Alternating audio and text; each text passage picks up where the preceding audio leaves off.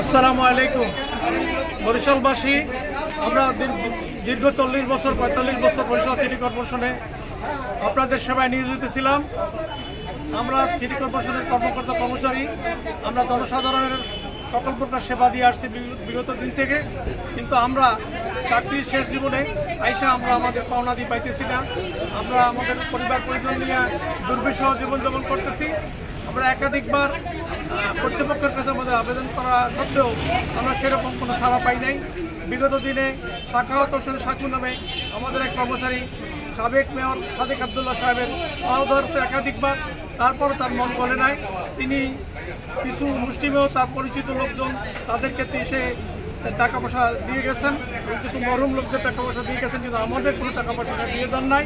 তার বাসায় কালীবাড়ি রোডস্থ বাসায় আমরা একাধিকবার ধর্ণা করছি, একাধিকবার তার বাসায় গেছি, কিন্তু তারপরও তার মন গলাতে পারিনি। সে আমাদের সাথে দেখা করেন নাই।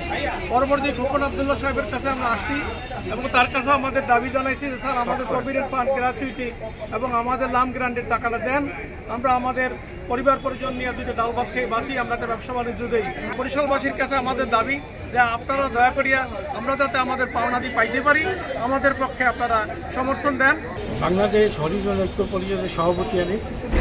আমাদের 11 জনের যে চাকরিটা, এইটা অনেক আগে থেকেই চাকরি, এদের মা বাপের চাকরি, মেয়রের আন্ডারে চাকরি ছিল।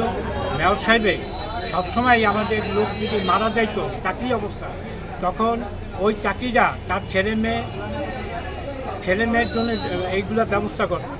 কিন্তু আমাদের এই খোকন সেনিয়াবাদের বউ আমাদের এই চাকরিগুলো কিন্তু সরাই দিত।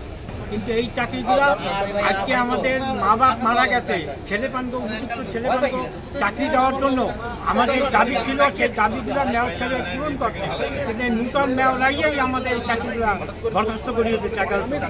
আমরা বরিশালের সিটি কর্পোরেশনের অবসরপ্রাপ্ত বিভিন্ন কর্মচারী, বিভিন্ন শাখায় আমরা ছিলাম। আমরা বিগত দিনে আমরা বিভিন্ন সময় বিভিন্ন ইতিহাসে আমরা অবসর নিয়েছি, কিন্তু আমাদের বিগত 3 বছর থেকে 4 বছর যাবৎ আমাদেরকে আমাদের লাম grant, gratuity, provident fund, even কি বকেয়া আমাদের বিভিন্ন পাওনাদি আমাদের পরিশোধ করা হচ্ছে না। আমরা মানবতার জীবনযাপন করতেছি, এই জন্য আমরা বহুবার ধর্ণা দিয়েছি, সাবেক মেয়রকেও বলেছি, বর্তমানে প্রশাসককেও বলছি, আমাদের কোনো কর্ণপাত করতেছে না। আমরা আমাদের ছেলে সন্তান নিয়ে যথেষ্ট মানবতার জীবনযাপন করতে হবে। 2 কর্মদিবসের মধ্যে যদি আমাদের এই অন্যায় দাবিসমূহ যেগুলো আমরা তুলে ধরছি, এইগুলো যদি হচ্ছে ন্যায় দাবিসমূহ এগুলো যদি আমরা তুলে ধরছি, এগুলো যদি হচ্ছে যথাযথ জবাবদিহিতা না দেয়, তাহলে আমরা সাধারণ শিক্ষার্থীরা, বরিশাল সিটি কর্পোরেশনের সাধারণ নাগরিকরা একত্রিত হয়ে আমরা এদের বিরুদ্ধে হচ্ছে আন্দোলন চালিয়ে যাবো ইনশাআল্লাহ।